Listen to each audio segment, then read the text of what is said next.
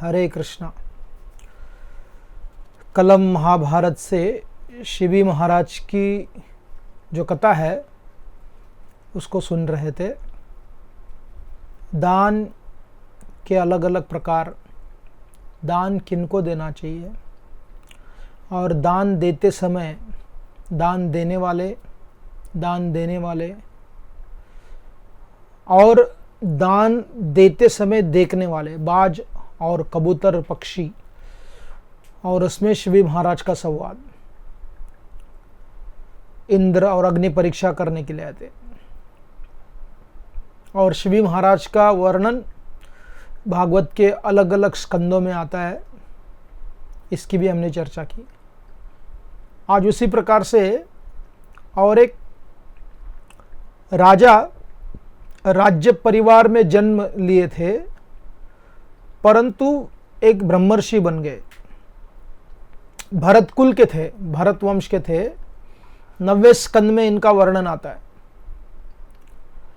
और ये मुद्गल ऋषि, मुद्गल जी, वो राज्य न करते हुए ऋषि बन गए। और मुद्गल ऋषि, उनके 2 संतान थे। एक का नाम था दिवोदास, बहुत प्रसिद्ध नाम है, 90वें स्कंद में आता है। और दूसरे का नाम उससे भी ज़्यादा प्रसिद्ध, अहल्या।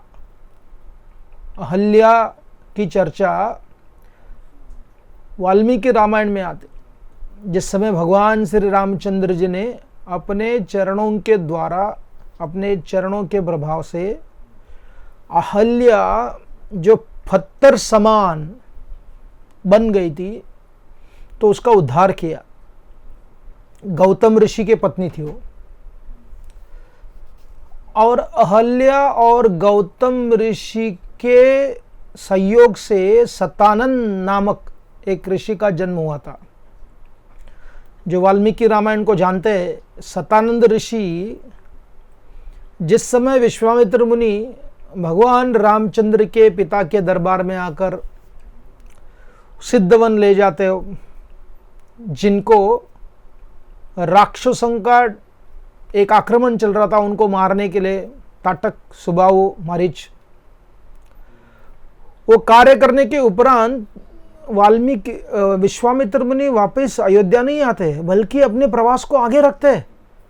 आगे करते करते वो जनक महाराज के जब राज्य में आते हैं,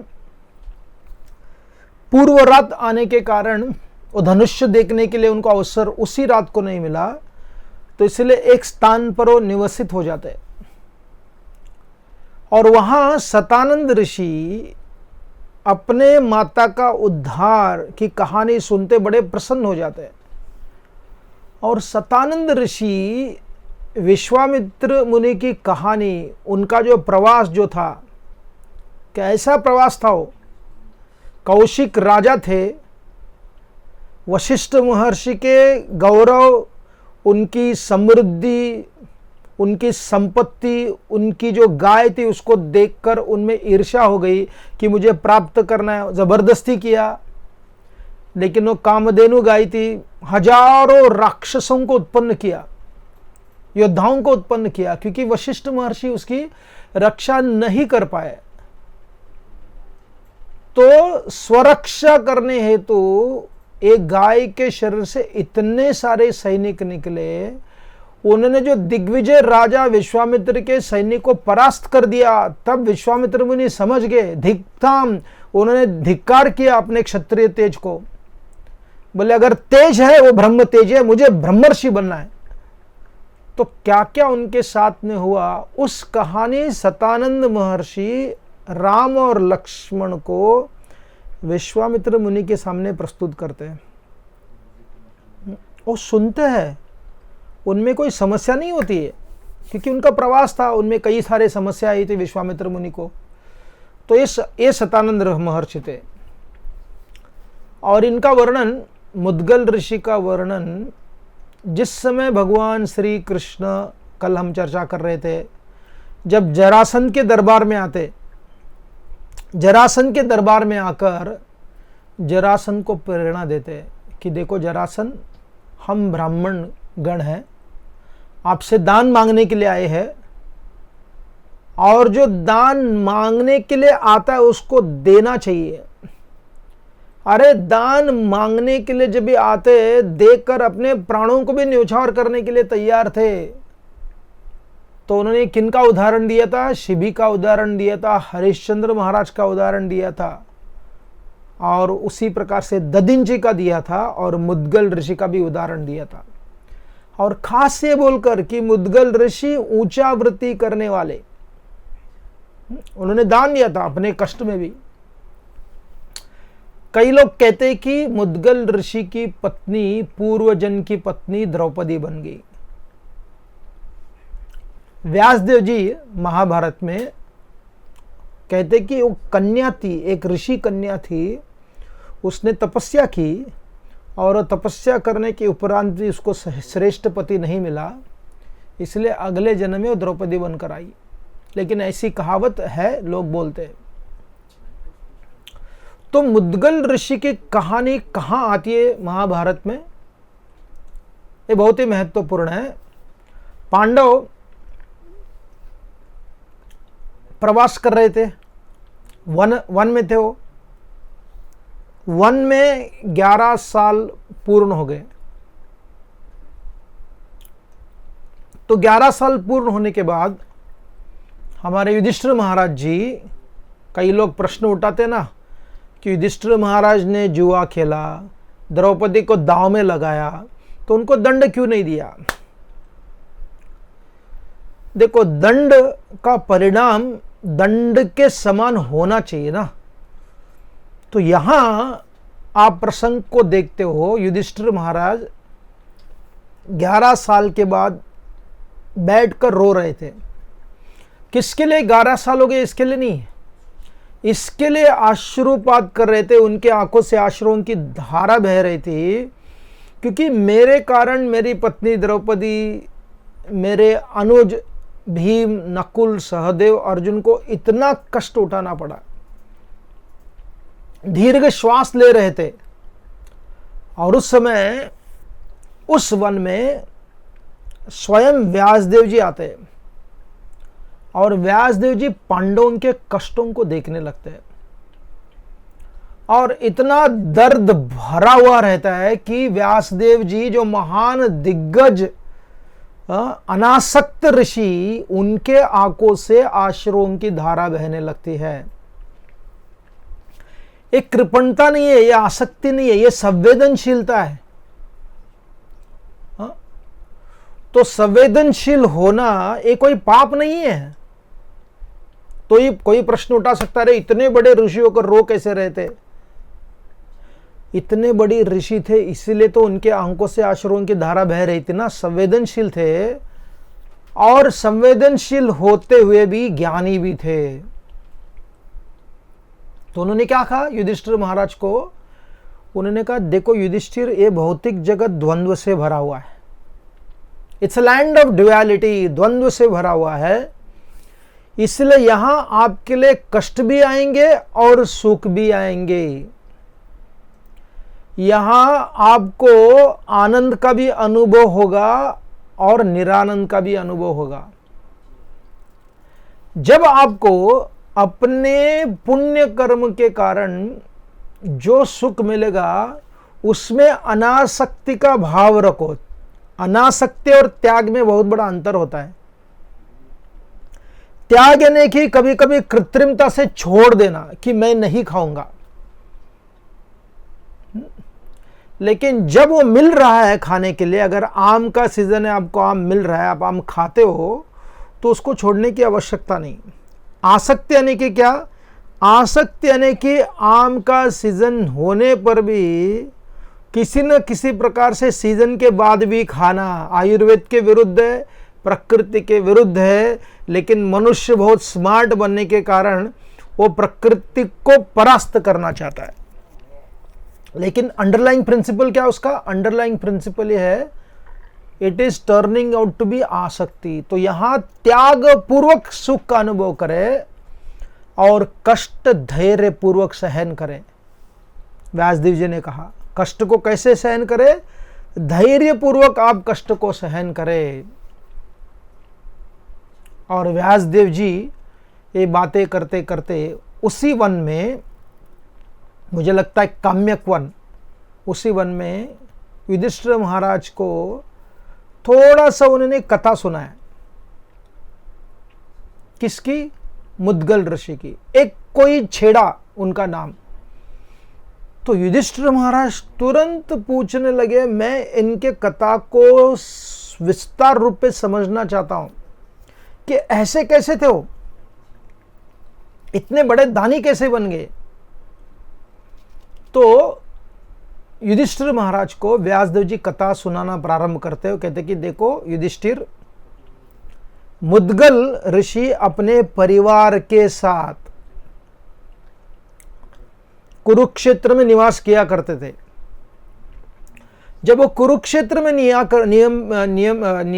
निवास किया करते थे तो उनके दो कार्य किया करते थे अपने घर चलाने के लिए। ऊंचा वृत्ति आएगा आगे। वो जो दान देते थे, वो दान कैसे देते थे? केवल प्रामाणिक दान, प्रामाणिक से जो कमाया हुआ धन है उसी को दान के रूप में देते थे। और उनका धन क्या था? उनका धन केवल धान्य था।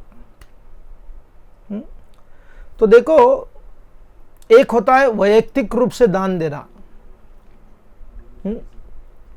Individual charity and charity for the state. अभी जो वैयक्तिक रूप का जो दान है, वो वैयक्तिक रूप का दान एक परिवार के लिए, एक घर के लिए, एक दूसरे घर के लोगों के लिए, एक समाज के लिए, अपनी जो प्रामाणिक कमाई है उसमें से कई भाग लोगों के उद्धार के लिए दान देना। तो यहां व्यासदेव जी युधिष्ठिर महाराज को कहते हैं वो प्रामाणिक स्रोत से आना चाहिए। लेकिन दूसरा दान होता है राज्यकर्ता करने वाला। राज्य चलाने के लिए अगर आप महाभारत देखो, रामायण देखो, किसी भी अन्य ग्रंथों को देखो, एक राजा, ये सोचना कि राजा मीठा बोलना चाहिए, राजा प्रामाणिक होना चाहिए। आपके सामने प्रश्न उठता है, एक प्रामाणिक राजा है लेकिन सक्षम नहीं है, और दूसरा थोड़ा सा अप्रामाणिक है लेकिन सक्षम है। वो बोलता कठोर है, उसके व्यवहार में थोड़ी सी खोट है, लेकिन परिणाम ऐसा है कि बहुत कुछ वो डिलीवर करता है। और एक जगह पर बहुत प्रामाणिक राजा है लेकिन एफिशिएंसी नहीं है उसमें। तो इसलिए राज्य के दृष्टिकोण से चाणक्य कहते हैं it is okay to have a little less honest and efficient king, क्योंकि वो डिलीवर करेगा। उसका उद्देश्य है राज्य को सही प्रकार से चलाना, सही प्रकार से प्रजा की रक्षा करना।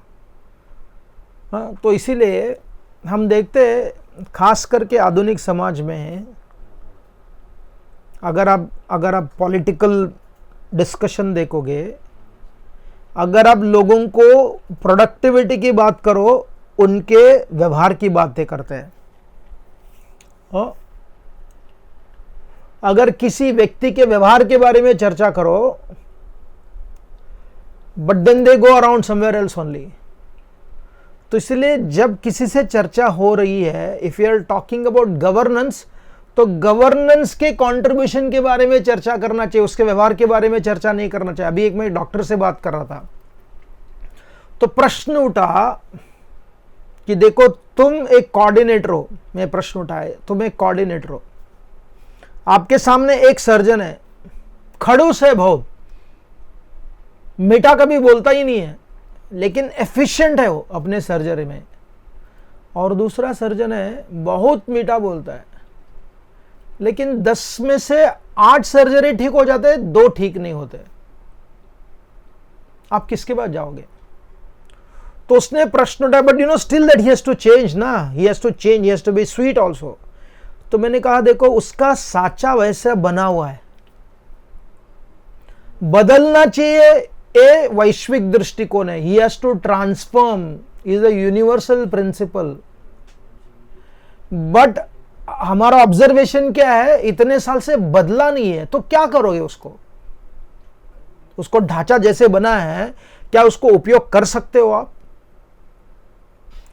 इसलिए सही व्यक्ति को सही जगह पर सही कारण के लिए उपयोग करना, ये भी प्रशासन के दृष्टिकोण से लेकर दान का ही एक खेल है। That is also charity only, right. अगर आप फ्रंट डेस्क पे जो एफिशिएंट है इन रिगार्ड्स टू थिंग्स, परंतु डिसेंसिटिव इन रिगार्ड्स टू पीपल, क्या आप वहां डालोगे उसके, और उससे अपेक्षा करोगे आपको बदलना पड़ेगा, आपको बहुत मीठा बनना पड़ेगा, ये गलत हो गया, ये असंभव है। तो इसीलिए यहां मुद्गल ऋषि, उन्होंने इस प्रकार का जीवन स्वीकार किया था। भरत कुल में उनका जन्म हुआ था, भरत कुल में जन्म होते हुए भी वो इतने सरल जीवन जी रहे थे। पूर्वकालीन, अभी नहीं, पूर्वकालीन थे वो, पांडवों के समकालीन नहीं थे। तो यहां मुद्गल ऋषि कुरुक्षेत्र में निवास कर रहे थे, ऊंचा वृत्ति और शील वृत्ति का पालन कर रहे थे। अभी ऊंचा वृत्ति क्या है, शील वृत्ति क्या है, इसके लिए मैंने किसी एक किसान परिवार के एक व्यक्ति से बात किया। बोला ऊंचा वृत्ति और शील वृत्ति का एग्जैक्ट मीनिंग क्या है। ऊंचा वृत्ति का वर्णन किया गया है, प्रभुपाद जी लिखते हैं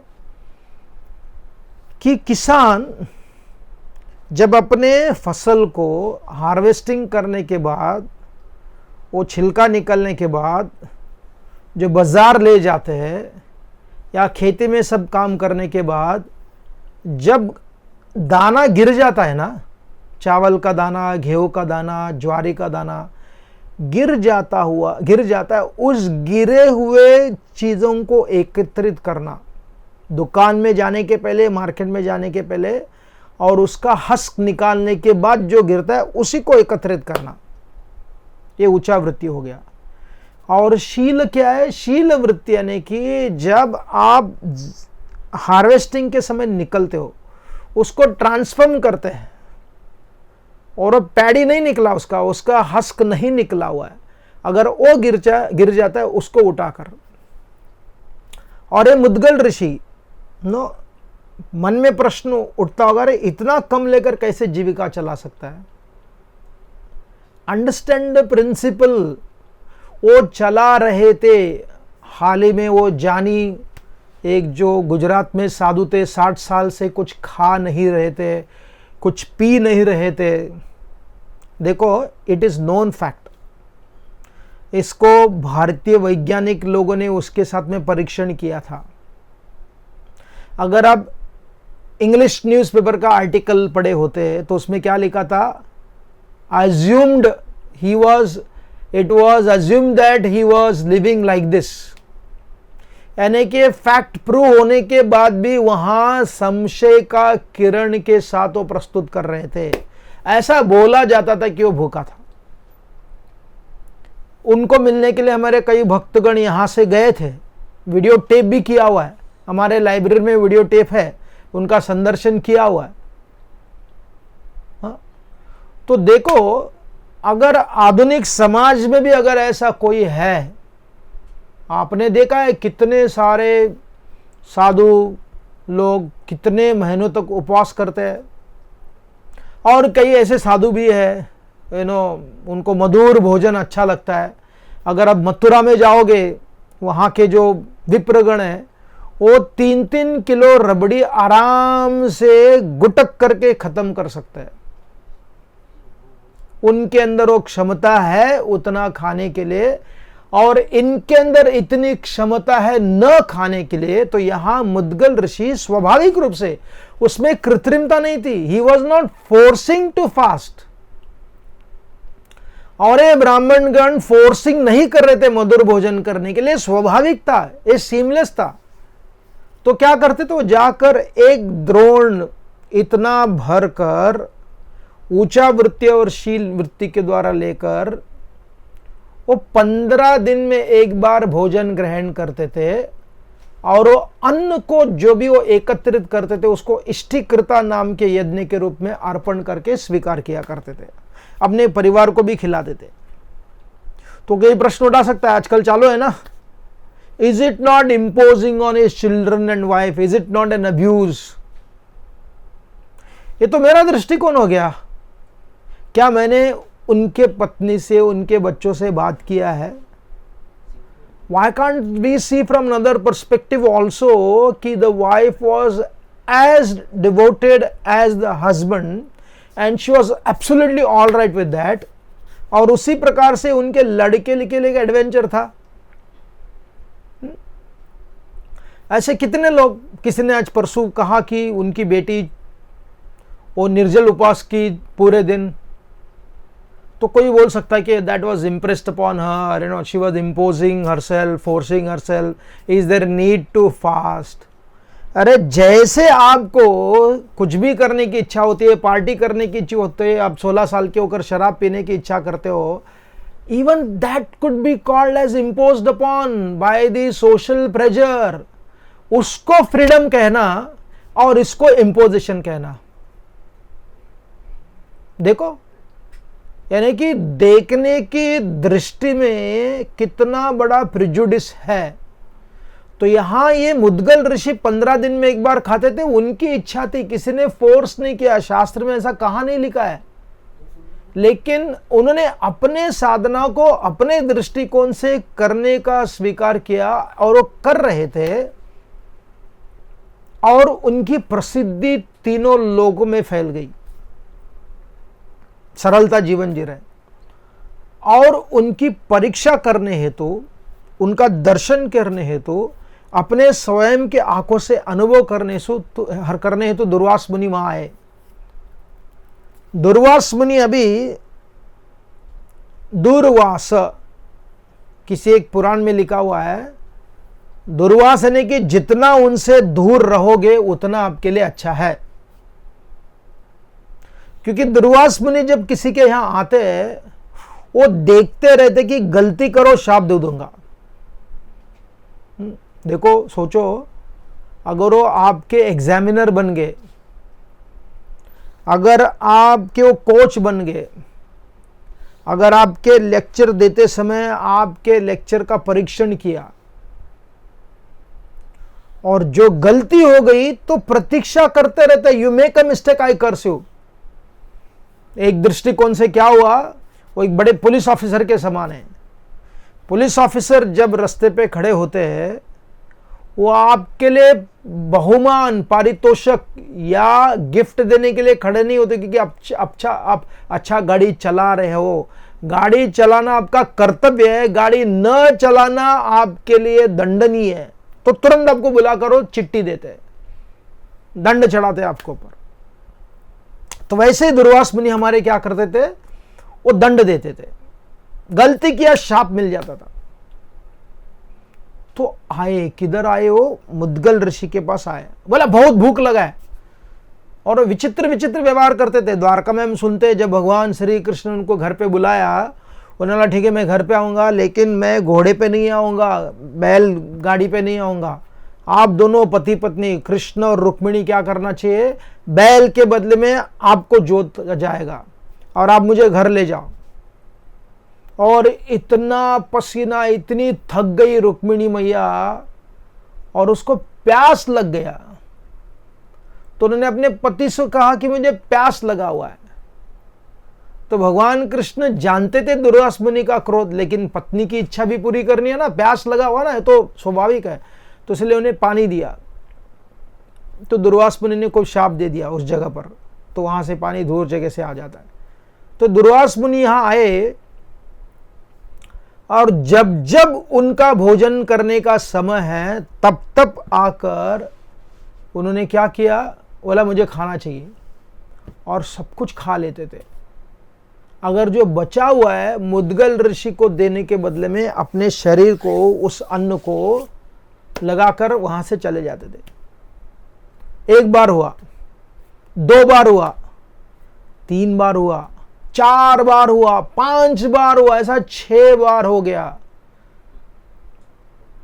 सोचो, अगर आप खाते समय, कल हमने देखा उबाज पक्षी ने कहा, हे राजा शिबी महाराज, अर्थ न मिलने पर हम जीविका चला सकते हैं, लेकिन अन्न न मिलने पर जीविका ज्यादा समय के लिए नहीं चलता। राइट। टाटा के चेयरमैन, उन्होंने क्या कहा कि 2020 is simply surviving, not profiting के बारे में सोचो मत।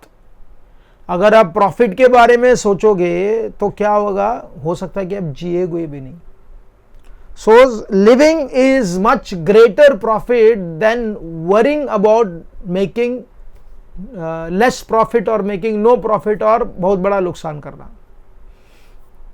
तो दुर्वास मुनि बड़े प्रसन्न हो गए और उन्होंने कहा, हे मुद्गल, भोजन से प्राणों की रक्षा होती है, चंचल मन को रोकना अति कठिन होता है। मन और इंद्रियों की एकाग्रता को ही निश्चित रूप से तप कहा गया।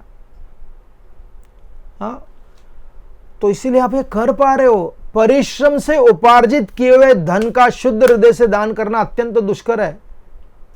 2 चीजें, भूखा रहना और अपने कमाई के पैसे को दान के रूप में देखना। कभी कभी प्रामाणिक लोग ऐसा बोलते हैं, यू डोंट अंडरस्टैंड कितना हार्ड वर्क गया हुआ है। So they justify not giving because they believe कि हमने कष्ट से कमाया हुआ है, और उनको ऐसा लगता है कि जो दान देने वाले सबके सब अप्रामाणिक है। देखो, अगर कोई प्रामाणिकता से कमाता है लेकिन दान किसी को भी नहीं देता, वो ऐसा मान लेते कि जो देने वाला सब के सब चोर है, किसी न किसी प्रकार से गलत पैसा कमा कर दे रहे।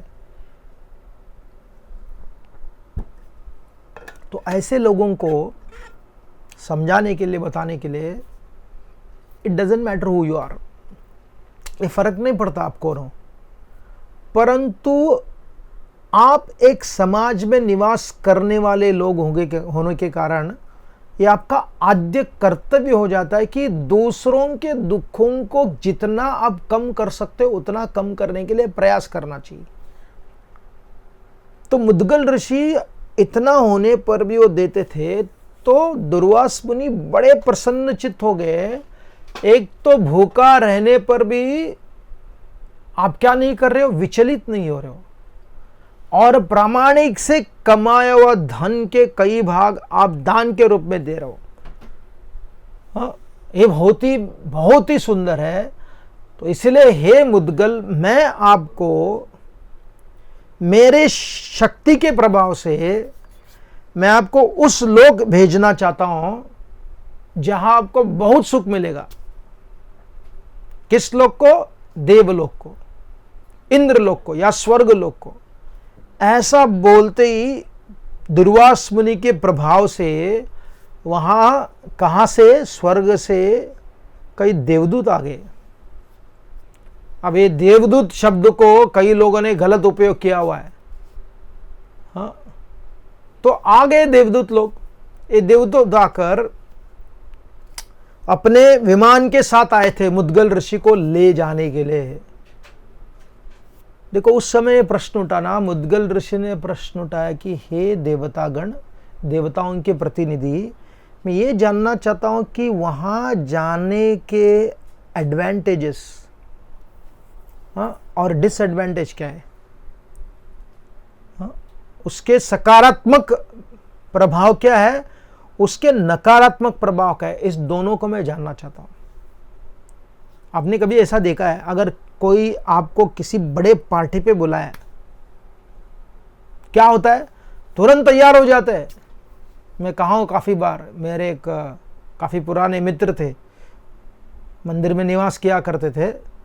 वो कहते थे कम से कम एक बार तो गंधर्व लोग जाना है, भगवान के धाम में जाने के पहले देखना है कि कहाँ क्या होता है उधर।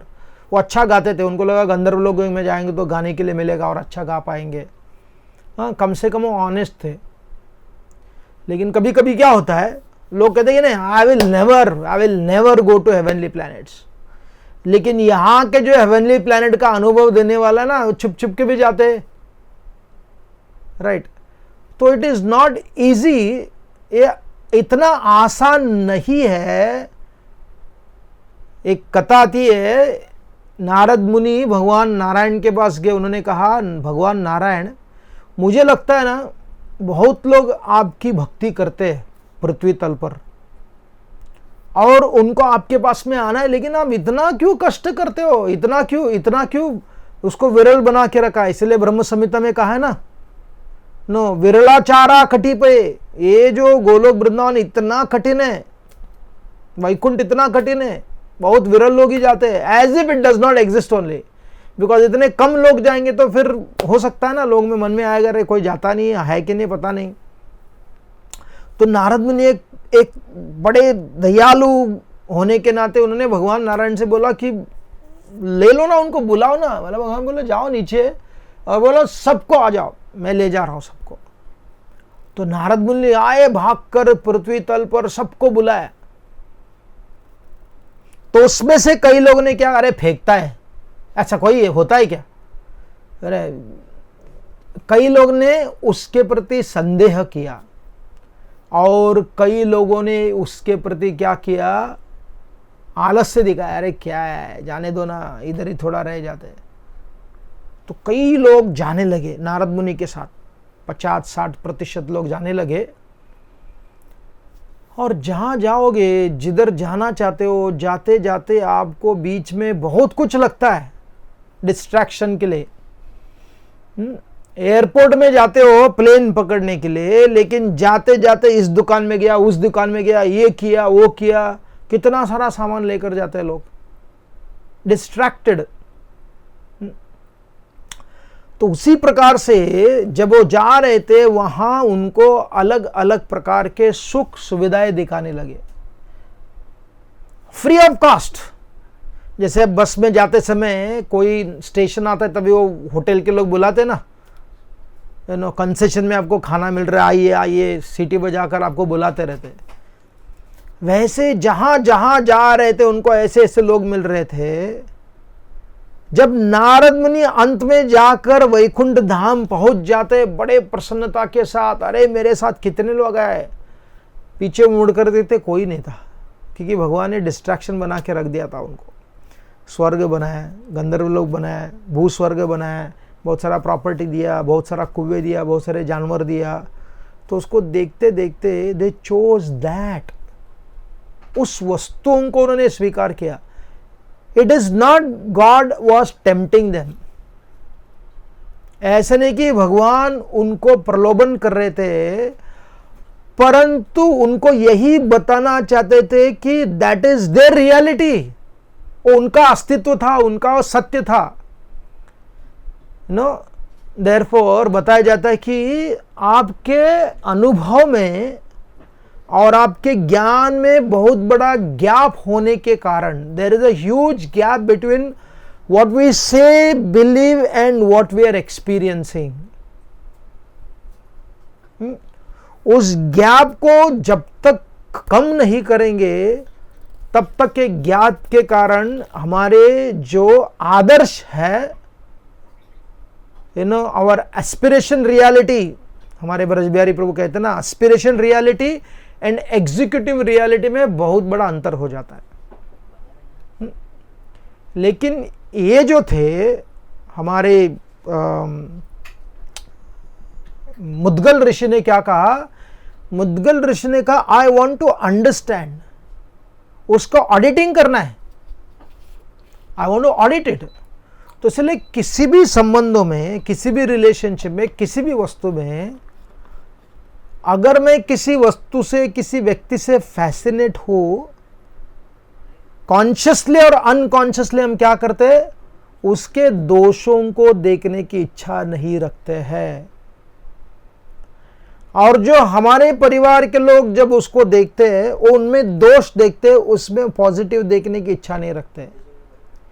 Everybody is operating on the platform of sentiments rather than strategy, systems and logic. अरे ठीक हो जाएगा, चलेगा। अगर किसी ने अपने लिए किसी लड़की को ढूंढ लिया, लड़के को ढूंढ लिया, what is their statement? Their statement is, you trust me ना, nothing will go wrong, everything will be fine, you don't allow me only to choose what I want to do. Statement देखो, ऐसे जब statement आएंगे तब आपके brain में red alarm जाना चाहिए, और उसी प्रकार से आपके मुख से नहीं, ये नहीं होगा, ये काम नहीं करेगा, मैं बोलता हूं ना, अरे आप बोलते हो क्या परमात्मा हो? तो इसीलिए यहां मुद्गल ऋषि ने क्या किया, he said tell me the advantage and disadvantage, और इसके लिए किसी प्रकार से हिचकिचाहट मत करना, एज इट इज मुझे समझाओ। तो देवदूत बोलने लगते, वो कहते कि महर्षि तुम्हारी बुद्धि बहुत उत्तम है, आपने इसके बारे में प्रश्न पूछ रहे हो जो अनायास आपके पास आया है, लेकिन फिर भी गुण और दोष की समीक्षा कर रहे हो, you are person to be congratulated. और उन्होंने क्या कहा, वो बताने लगे देवदूत, वो कहते कि मुझे जिस स्वर्ग को कहते हैं यहां से बहुत ऊपर है, उसको ऊपर की ओर जाना पड़ता है, इसलिए उसका नाम है उवर्ग। वहां जाने के लिए मार्ग बहुत ही ऊपर है, विमान के द्वारा जाना चाहता है। और उन्होंने कहा कि स्वर्गवासियों का शरीर तेजस तत्व की प्रधानता होती है, वे शरीर पुण्य कर्म से ही उपलब्ध होते हैं, माता पिता के रजोवीर्य से उनकी उत्पत्ति नहीं होती, ये स्वर्ग के कार्यकलाप है। हम बोल सकते कि I don't agree with it, उससे फर्क नहीं पड़ता, मैं एग्री करूं या न करूं उससे फर्क नहीं पड़ता, क्योंकि वहां का जो रियलिटी अलग है। उस शरीर में कभी पसीना नहीं निकलता, दुर्गंध नहीं आता, मलमूत्र का भी अभाव होता है। It is not that they are eternally constipated, उसकी आवश्यकता नहीं है। और उनके कपड़ों में कभी मैल नहीं आता। ये देखो कितना फैसिनेटिंग इंफॉर्मेशन है। तो आगे क्या बोलने लगे हो, हे मुनिवर्य, वहां जाने के लिए केवल सत्कर्म के फल के कारण ही जाया जाता है, वही स्वर्ग का भोग है। एंड देन ही सेड, वहां आप कोई नया कर्म नहीं करते हो, इसलिए पृथ्वी को कर्म भूमि कहा गया है और स्वर्ग को भोग भूमि कहा गया है। That's another interesting principle. वो क्या इंटरेस्टिंग प्रिंसिपल है, अगर आपको यहां भी भोग करने की इच्छा होती है कर सकते हो, लेकिन भोग करने के लिए आपका धन को उड़ाना पड़ेगा ना। ये आजकल के जो रईस बाप के बच्चे हैं, क्योंकि उन्होंने अपने पूर्वजों के समान धन को बनते समय नहीं देखा है,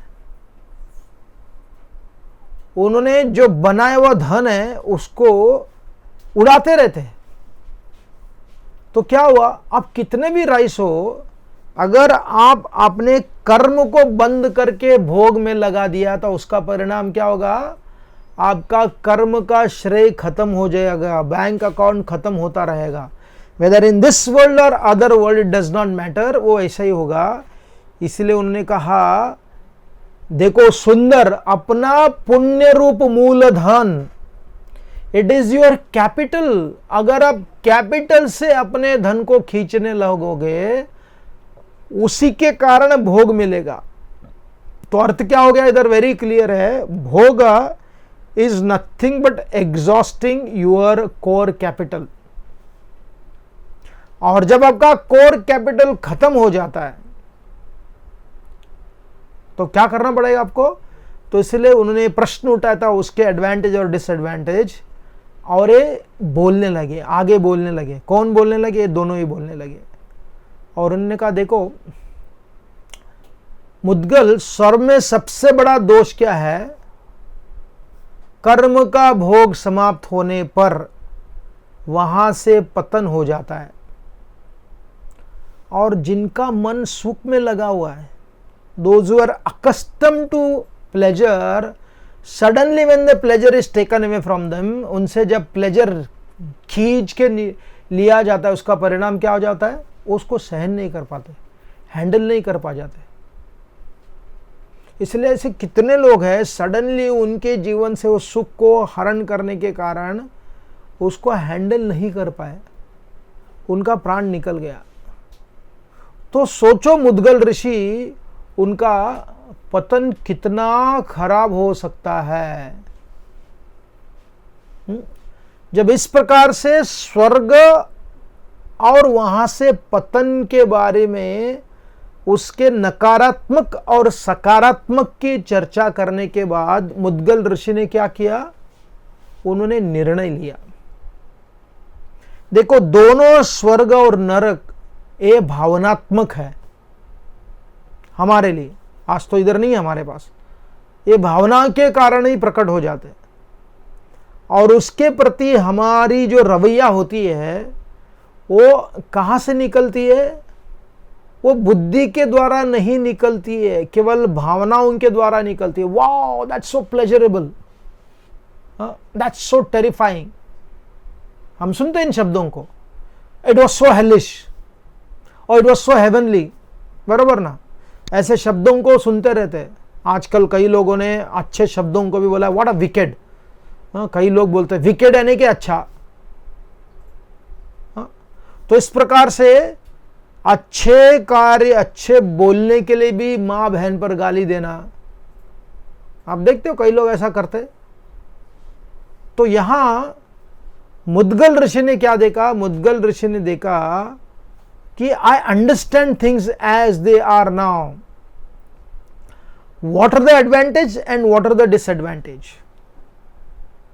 तो उन्होंने कहा, देखो, मुझे इस प्रकार के लोगों में जाने की कोई इच्छा नहीं, बिकॉज इट इज फ्लिटिंग।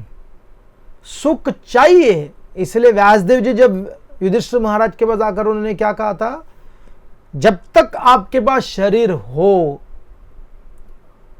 और वहां सुख आता हो, त्याग के भाव के द्वारा आप उस सुख का अनुभव करें, और जब आपके जीवन में कष्ट आता हो उसको धैर्य के साथ सहन करें। If we understand this principle, तो प्रश्न उठेगा ही नहीं कि मेरे साथ में ऐसा क्यों हो रहा है, why God is doing like this. It's a redundant question, because भौतिक जगत द्वंद्व का होने के कारण ऐसा नहीं है कि आपके जीवन में केवल कष्ट ही आएगा या केवल सुख ही आएगा। समटाइम ऐसी मैं देखता हूं, कई लोग ऐसा प्रश्न उठाते हैं, अरे हम लोग ने अच्छा जिया, we followed all the rules and regulation, फिर भी others are enjoying and we are not enjoying.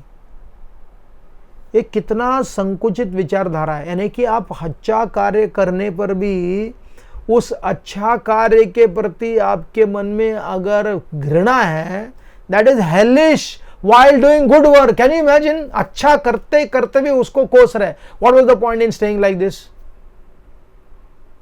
आज सुबह में किसी विद्यार्थी से चर्चा कर रहा था, विद्यार्थी यानी कि थोड़ा बड़ा है, वो बोला, प्रभु जी क्या है, अगर भक्तों के घर में जन्म लिया, इसलिए क्या है ना, सीधा कंप्लीट भक्ति भी नहीं कर सकता हूं, कंप्लीट भोग भी नहीं कर सकता हूं।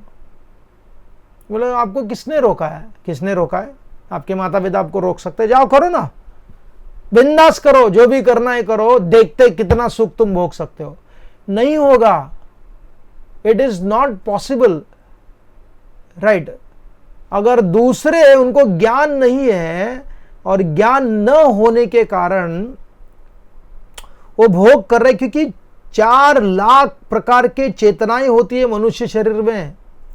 ऐसे लोग भी हैं, देखो, जैसे हम कल चर्चा कर रहे थे, लिटरेट पढ़े लिखे लोग, 100% लिटरेसी केरला। यानी कि सोचो, हाथी के मुख में जहां एक्सप्लोजिव रखकर वहां देखते बैठे होंगे, वो क्या होगा हाथी को। और कई भी ऐसे लोग हैं जिन्होंने हाथी को मारने के बारे में इतना बड़ा बड़ा ट्वीट किया। एक जानते भी होंगे, एक बहुत बड़ी शूर्पणखा जैसी एक रिपोर्टर है, उसने लिखा कि इट्स सो हॉरिफाइंग कि ये हाथी के साथ ऐसा व्यवहार किया, और किसी ने उसी ट्वीट के साथ दूसरा एक ट्वीट भेजा था, I also tried beef, I also tried giraffe, I also tried deer, it's so delicate, it is so wonderful. और ये क्या हो गया? अरे अगर आपको संवेदनशीलता हो तो केवल हाथी के साथ में नहीं होना चाहिए, वो क्रैब के साथ में भी होना चाहिए। कल हम चर्चा कर रहे थे, जो आदिवासी लोग जंगल में रहने वाले, स्वाभाविक रूप से जीवो जीव से जीवनम उनको खाना पड़ता है, वो क्रैब को जो भी खाते हैं ना, जो प्रेग्नेंट क्रैब को, गर्भवती खेकड़े को नहीं खाते, कम से कम प्राणी हिंसा करते हैं। और सबसे महत्वपूर्ण, they do not celebrate their eating of flesh. It is not meant to be celebrated telling the world I am a non-vegetarian। मैं ये कहता खाओ, अगर आपको खाना है तो कोई हरगिज नहीं, कोई आक्षेपण नहीं, कोई प्रॉब्लम नहीं है, लेकिन do not make noise about your shamelessness as if it is a great activities। ये दुर्भाग्य है। तो इसलिए मनुष्य क्या बन जाता है, वो इतना इनसेंसिटिव बन जाता है, इतना इनसेंसिटिव बन जाता है, तो उसके लिए उसको समझ में नहीं आता। इसलिए तुकाराम महाराज अपने अभंग में लिखते हैं, ऐसा मुझे एक भक्त ने कहा था, it stayed in my mind.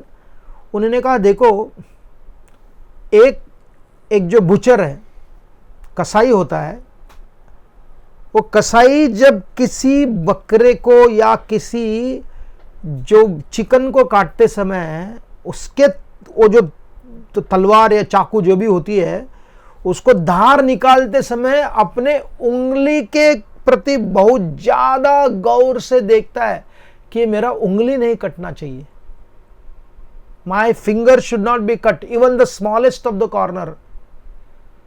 उतना सतर्क लेता है। क्यों सतर्क ले रहा है? क्योंकि जानता है कि इट विल कॉज बहुत बड़ा दर्द करेगा, लेकिन at the same time is choking the head of an chicken. तो प्रश्न उठा, कनेक्शन क्यों नहीं देखते हैं? Why are you not seeing that connect? तो इसीलिए यहां अगर आप प्रकृति को देखोगे, भौतिक प्रकृति को, it is a land of distress and happiness. कल हम लोग चर्चा कर रहे थे, we end up complaining all the time and we have no time for gratitude. कृतज्ञता के लिए हमारे पास समय नहीं है, लेकिन हमारे समय अच्छे अच्छे लोग भी, जिनके पास अच्छे अच्छे रिसोर्सेज होने पर भी कुछ थोड़ा सा गलत हो जाता है, they have a big grumbling voice, ऐसा कैसे हो गया, वैसे नहीं होना चाहिए, वैसे नहीं होना चाहिए। We end up grumbling more than offering gratitude। इसलिए हमारे पूर्वजों ने नियमित रूप से नित्य श्राद्ध, नित्य देवताओं की पूजा, नित्य सूर्य की उपासना, नित्य भगवान की सेवा करना, एक किस प्रकार से बना कर रखा था देखो, just to increase your positivity. अगर आप सकारात्मक समुद्र में स्विम कर रहे हो, तो बीच बीच में अगर कोई बवंडर आ गया, बीच में कुछ समस्या आ गया, तो what you do? You become grateful. कल यहां निसर्ग ने बॉम्बे को बचाया। How many actually went and thanked God? बहुत कम लोग। अगर कुछ गलत होता था ना, वो बोलते थे अरे गॉड ने क्या किया, इतने लोग पूजा करते हैं, why did he do like this? We are quick to complain because that is our legacy. खाने से लेकर, मार्ग से लेकर, कपड़ों से लेकर, प्रसाद से लेकर, हर चीज को लेकर ये शिकायत करते रहना। इसलिए कृतज्ञता को केवल फिलॉसफी में परिवर्तित कर देते, वो रियलिटी में नहीं आता। ये दुर्भाग्य। तो इसलिए यहां ये जो राजा थे, मुद्गल महर्षि ने क्या किया? मुद्गल महर्षि ने किया, आप वापिस स्वर्गलोक चले जाए, क्योंकि अगर यहां इतना दोष से भरा हुआ है, he knew the point was what? If you become condition to only pure happiness, केवल आपको केवल भौतिक सुख ही मिलता रहेगा और वहां दुख अचानक मिलने लगेगा, उसको हैंडल करने की क्षमता में नहीं हो सकती है। इसलिए मैं यहां कर्म भूमि में रहूंगा, मैं कर्म भूमि में रहूंगा। और उनसे पूछते हैं, ये बताओ कि ऐसा कौन सा स्थान है जो स्थान पे जाने पर किसी प्रकार का दोष नहीं है। देवदूत इसके बारे में जानते थे लेकिन उन्होंने प्रयास नहीं किया था। वो कौन सा लोक था? तो उन्होंने कहा, देखो ऐसा लोक है वहां जाने पर कोई वापस नहीं आता, वो द्वंद्व से अतीत है, द्वंद्व से परे है। Now you ask yourself this question, ये प्रश्न आप उठाओ, जब तक इसका अनुभव हम यहां नहीं करेंगे, if we do not experience that aspect of minimising, दोनों के बीच में, सुख और दुख के बीच में कम से कम फासला कम करते जाओ, minimise the duality by proper perspective and proper experience, तभी तो हम उस लोक में जा सकते हैं ना जिसको वैकुंठ लोक कहा गया है। अगर यहां उसका अनुभव अगर झलक नहीं होगा, राइट,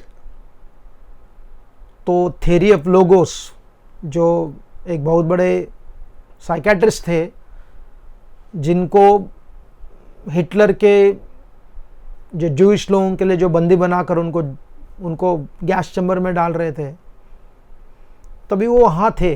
उन्होंने एक किताब लिखा था बाद में, तो उनका एक कहावत यही कहते हो, if there is a meaning in happiness there should be meaning in the misery also.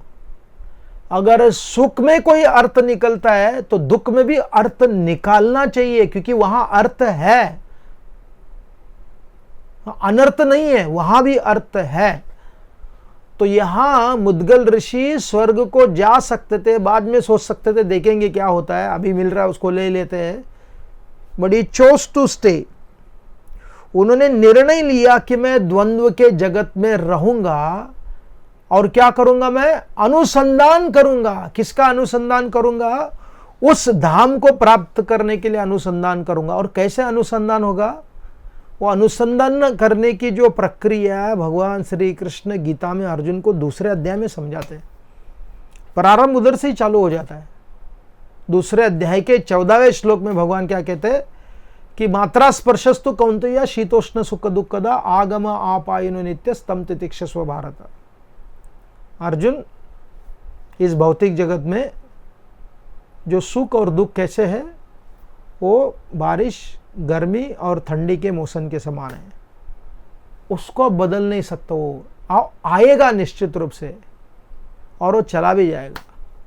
अगर इसको सहन करने की कला, लाभो लाभो जया जयो समय कृत्वा, अगर इसको समान दृष्टिकोण से देखेगा, अगर जीत जाओगे तो यहां राज्य उपभोग करोगे, अगर मर जाओगे तो उत्तम गति को प्राप्त करोगे। किसी भी अवस्था में आपको अपने स्वधर्म को नहीं छोड़ना चाहिए। निष्काम कर्म से अगर आप अपने कार्यों को करते रहोगे, वही निष्काम कार्य अगर उसको भक्ति का थोड़ा स्पर्श लग गया, वो निष्किंचन भक्ति बन जाती है। अगर कभी मैंने निष्काम कर्म का अनुभव ही नहीं किया है, हर चीज के लिए स्वार्थ का ही अनुभव किया है, माता को मेरे लिए ऐसे ही खाना बनाना चाहिए, everything is based upon what I like, और ऐसे लोग जब आध्यात्मिक जगत में आ जाते हैं, आध्यात्मिक जीवन में आते हैं, देयर कंडीशनिंग इज सेल्फिशनेस, और उनका कंडीशनिंग सेल्फिशनेस होने के कारण जो निष्किंचन भक्ति के बारे में सुनते हैं उनको अच्छा लगता है, wow, but the background being very selfish in their personal interaction with others, it does not manifest so much, it simply remains on the poetic platform, एक काव्य के स्तर पर ही रह जाता है। इसलिए one has to start doing that small act of निष्काम कर्म, कृष्ण को केंद्र में रखते हुए, भगवान को केंद्र में रखते हुए वो निष्काम कर्म को करते रहेंगे, तब क्या होगा? It does not happen simply by the thought, it has to translate into act. जब थॉट एक्ट में परिवर्तित हो जाता है, then you start experiencing it. We'll conclude, there was a sadhu, he was planning to build a gurukul, एक गुरुकुल बनाना चाहते थे, और लोगों के पास जाकर दान मांग रहे थे। कितना लोग दे रहे थे अपने प्रयास के अनुसार। वहां एक बहुत बड़े धनिक व्यक्ति थे, ही वॉज सो कंजूस, इतने खड़ूस थे वो, उनके हाथ से पैसा नहीं निकलता था। तो उन्होंने कहा एक चिट्ठी लिखकर दे दो, एक अपने पत्र में लिखकर दे दो, क्योंकि आपने 10,000 रुपए जो भी उस समय है उतना आपने दान दिया है। केवल देने के बारे में चिट्ठी लिखो, देने की आवश्यकता नहीं है। तो उन्हें उससे क्या होगा? अरे लिख कर तो दो ना, आपको तो नुकसान तो नहीं हो रहा ना। तो उन्होंने दे दिया। सो ये थोड़े स्मार्ट साधु थे, उन्होंने जाकर लोगों को दिखाया, देखो एक खड़ूस ने 10,000 रुपए दिया, he has given this wealth even though is so stingy, how can you not do something? तो सब लोग कुछ 1,000-500 ऐसा देने लगे। तो ये समाचार एक खड़ूस धनिक था जो हमेशा स्वार्थ का जीवन जीता था, उसको देने के कारण लोगों की स्तुति सुनने जो मिला, he experience some kind of satisfaction. उसके मन में एक समाधान की भावना आ गई। तो उसके मन में विचार आ गया, कोई तो पायटी होगा, कोई तो उसका पूर्व जन्म का सुकृति होगा। वो सोचने लगा, अरे मैंने दिया भी नहीं, फिर भी देने के परिणाम से जो मैं सुख का अनुभव कर रहा हूं, अगर मैं असल में दूं तो कितना अच्छा रहेगा। साधु आया, वापस दिया चेक जो भी है, बोला ले लो भैया, मेरा काम हो गया। बोला रुक, I have experience what selflessness is today simply by the words.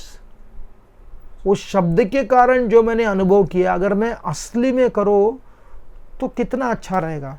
तो उसने 10,000 के बदले में 20,000 दे दिया वो शिक्षा के कार्य के लिए। तो इसलिए it is not only the thought, let us contemplate, we only hear about न धनम न जनम, और we also do something. If I got 2 mangoes, do I share with my friend 1 mango? If I got 10 rupees, do I share 1 rupees, 2 rupees somebody who does not have anything?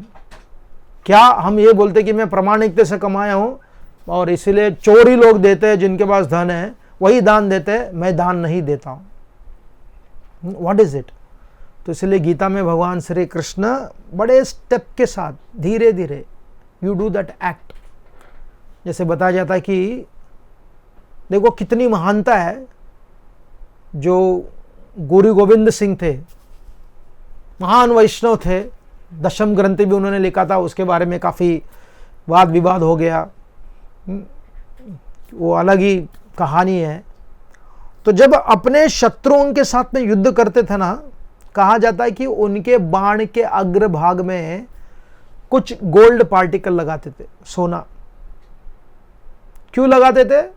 इस दृष्टिकोण से, मैं जब उसको बाण छोड़ूंगा उसका वध हो जाएगा। अगर उसका वध हो जाएगा, अगर उसके घर वालों के पास कुछ नहीं है अंतक्रिया करने के लिए, उस सोने से वो अंतक्रिया कर सकते हैं। अगर वो बच गया तो सोने से अपने आप को ठीक कर सकता है।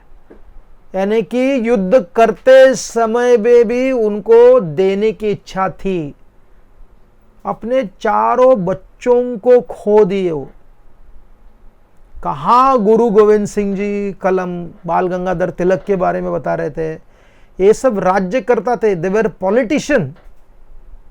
अपने बच्चों को खो दिए, अपने परिवार को खो दिए।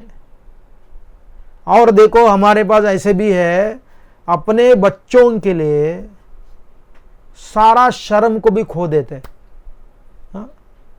और प्रजा के बारे में कुछ नहीं सोचते, क्योंकि उन्होंने कभी देने की कला को सिखाई नहीं है। केवल लेने की कला सीखा हुआ है।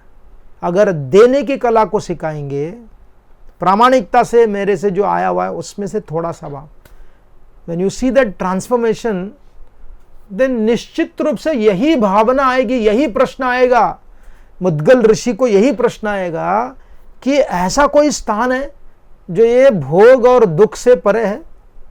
आई डोंट वांट दिस स्वर्ग सुख, जो ऐसा जीने वाला स्वर्ग सुख लेकर करेगा कि क्या? It is but natural that he will develop such an inquisitiveness. I don't want, इसलिए जो honest people are not attracted to the description of hellish heavenly planet. Well, they're fantastic. They are not fascinated by that.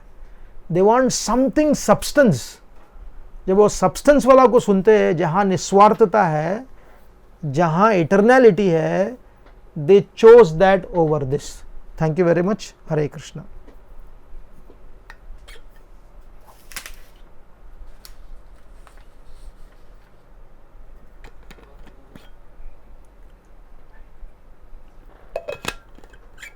इसका प्रश्न है कि should we bothered about the socio political issues around us और should we just focus on our भक्ति?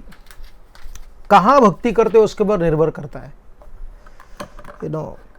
क्योंकि अगर आप सुखदेव गोस्वामी के समान परीक्षित महाराज को, जो ऑलमोस्ट नंगा बैठे थे, एक कोपिन पर बैठकर गंगा के तट पर बैठे थे, न खाया न सोया न पिया, वो उन्होंने आराम से सब कुछ छोड़ दिया था।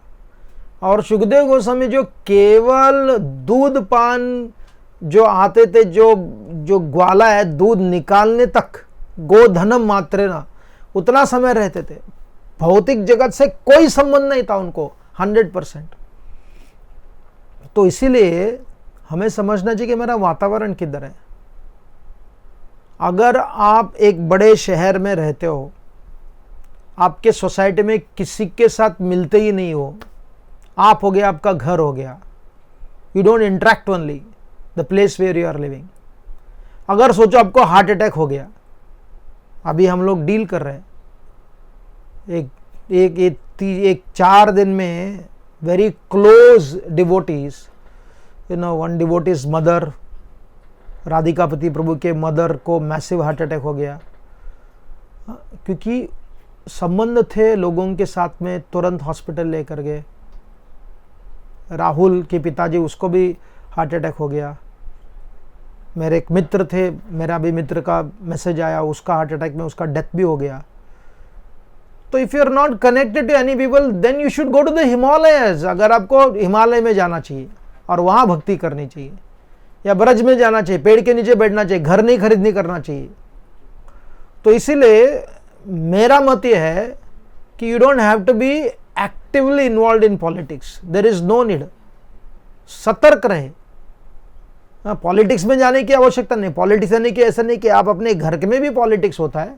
अगर आप सोचे नहीं मेरे को तो जपा करना है, आप लड़ते रहो, 2 बच्चे लड़ रहे हैं, पत्नी के साथ बच्चे लोग समस्या उत्पन्न कर रहे हैं, will they take to the path of spirituality, seeing one's, you know, apathy towards the whole family affair?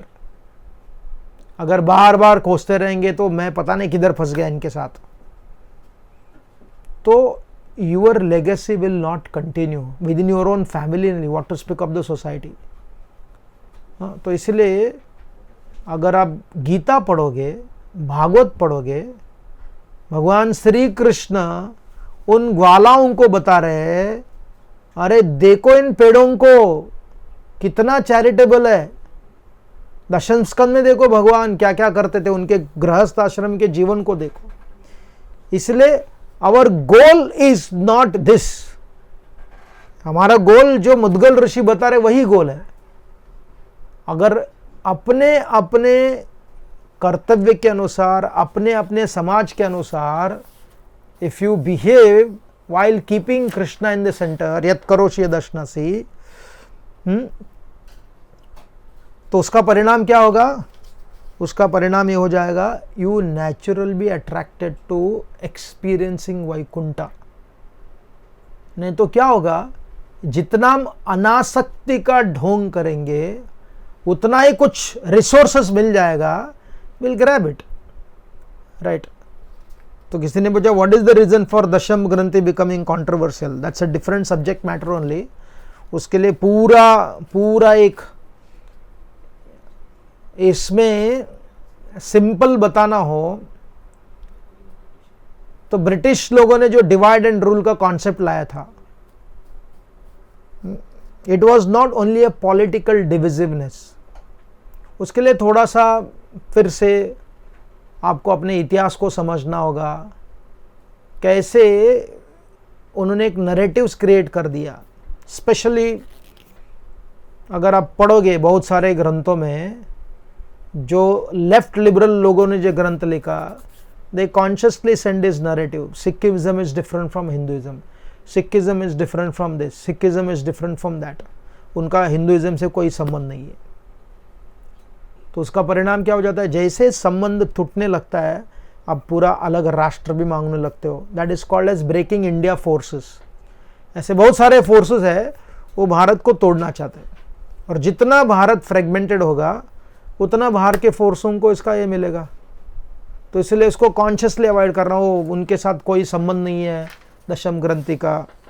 एक दिन कई हमारे दुर्भाग्य, कई डिवोटीज भी बोलते हैं कि we have nothing to do with Hinduism, हाँ, हमको हिंदुइज्म से कोई संबंध नहीं। अरे वैष्णव था, शास्त्र पढ़ो ठीक से। सनातन धर्म का एक महत्वपूर्ण ब्रांच है। हाँ, वैष्णव दृष्टिकोण से जो प्रेम का मार्ग है, जो अफेक्शन का मार्ग है, वो एक ब्रांच है। भक्ति योग, ज्ञान योग, अष्टांग योग, कर्म योग, योग का मार्ग है वो। तो अगर उन्होंने सोचा कि उसको अलग ही कर दिया, सेपरेटली कर दिया, तो ये मूर्खता हो जाती है। Is there no duality in the spiritual world? Why do we fall from there first place? Then what is the difference between material and spiritual world if we are develop envy for the Lord while being with him? ये प्रश्न का उत्तर अभी नहीं दूंगा मैं, because ये अलग ही subject matter है, फिलोसफिकल गहरा हो जाता है। ये जो जीव का जो पतन है उसको 2 मिनट में उत्तर मांगना, समझने का प्रयास करना, ये ठीक नहीं है। बहुत ही गहरा विषय है। It's not as easy as we believe. It's quite different. Should we give up our bhakti life if there is a disturbance among the family? If financial position is not sound and hard to survive, how can we continue our spiritual life, especially for grahasthas? There is no gap between, ऐसा लौकिक और अलौकिक जीवन में gap नहीं। अगर आप कृष्ण को केंद्र में रखते हुए अपने परिवार के संतुष्टि के लिए प्रयास करोगे, इंटीग्रेट रखोगे। देखो भक्ति ऐसा है कि आपके परिवार के लोग नहीं करना चाहते, उनका जीवन है वो, they choose not to do, don't impose, you do your devotional service. अगर आपका डिवोशनल सर्विस अगर इम्पोज करोगे जिहादी के समान, नहीं, आपके घर में करना ही पड़ेगा। नहीं, श्रद्धा किसी के ऊपर थोपा नहीं जाता। नो, ये मेरी श्रद्धा है, मैं करना चाहता हूं। आप अपने परिवार के लोगों को आपके निर्णय को बता सकते हो, दिखा सकते हो। आप उनको कन्वर्ट करने के लिए प्रयास नहीं कर सकते हो, नहीं हो सकता। If they agree, that is good. If they don't agree, that is their journey. It should not be stopped. और फाइनेंशियल के लिए 24 घंटा तो काम नहीं करोगे। ऐसा कोई भी नहीं कि 24 घंटा धन कमाने के लिए, पैसा कमाने के लिए काम करेगा। भक्ति बहुत आसान है करने के लिए। उसको अपने धन कमाने के लिए भक्ति छोड़ने की बात करने की कोई आवश्यकता ही नहीं है। यद करोषि, यद अश्नाशी, यद जुओषि, ददाशी, यद तपस्या से कौन्तेय। अपने कर्म फलों को इस चेतना को रखते हुए कि I am doing it to enhance my devotional stability, मुझे भगवान के साथ सुंदर संबंध जोड़ना है। इस संकल्पना के साथ में अगर हम जीवन जताते हैं तो ऑटोमेटिकली वो कृष्ण से कनेक्टेड हो ही जाता है। Every person according to his situation will be connected with Krishna uniquely. It is not like a march past. March past में कैसा होता है, सब लोग left right left right left right, लेकिन हर एक की भक्ति परिक्रमा के समान है, योर ओन स्पीड। कई 7 घंटा लेगा परिक्रमा करने के लिए, कोई 12 घंटा लेंगे क्योंकि वृद्ध होने के कारण, कई स्पेस्ड आउट होने के कारण 14 घंटा लेंगे क्योंकि थोड़ा गोवर्धन के मिष्ठान में थोड़ा खा लेंगे, फिर थोड़ा चलेंगे, फिर थोड़ा शेंगा खा लेंगे चलेंगे, वो भी परिक्रमा कर रहे हैं। आप उनको बोल सकते हो अरे एकाग्रता के साथ करो, लेकिन हो सकता है कि उनके मन में वो क्षमता नहीं है, वो मन उनका, लेकिन at least they are doing that parikrama. तो इसलिए साधना वैयक्तिक होता है, अपना प्रयास वैयक्तिक होता है, लेकिन हरि कीर्तन, हरि भजन, हरि सत्संग सबके साथ में करते हैं। मैं कितना रोटी खाऊंगा ये देखकर नहीं खाना चाहिए कि माइक टायसन कितना खाता है। मैं रोटी इसलिए इतना नहीं खाना चाहिए कि रघुनाथ गोस्वामी कितना खाते हैं, वो खाते नहीं रोटी, केवल छाछ पीते। अगर मैं कृत्रिमता से सोचूंगा मुझे भी छाछ पीकर ही रघुनाथ दास गोस्वामी जैसा भक्ति करना है, तो यहाँ के नज़दीक के मेंटल हॉस्पिटल में जाना पड़ेगा। धन्यवाद। हरे कृष्णा।